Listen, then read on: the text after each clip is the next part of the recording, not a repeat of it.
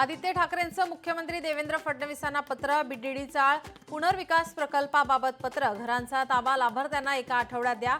आदित्य ठाकरेंची फडणवीसांना विनंती.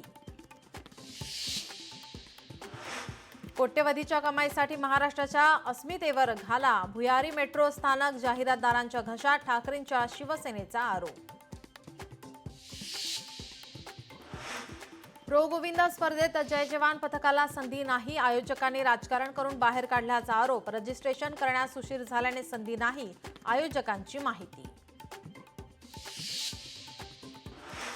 कोल्हापूरच्या दूधगंगा धरणातून विसर्ग वाढवला. धरणातून 5500 क्युसेक पाण्याचा विसर्ग सुरू. धरणाची पाणी पातळी नियंत्रित करण्यासाठी विसर्ग.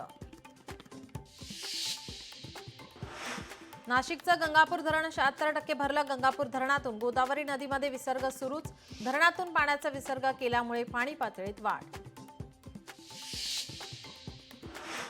पनवेल एसटी डेपोच्या विकासासाठी भाजपा आक्रमक. डेपोचा विकास बीओटी तत्वावर नव्हे तर शासनाने करावा. आमदार विक्रांत पाटील यांचं मंत्री सरनाईकांना पत्र.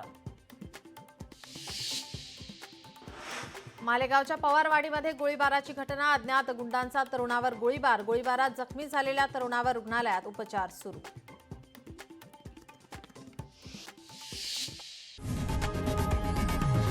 लोकशाही मराठी ऐका, पहा, जागरूक रहा.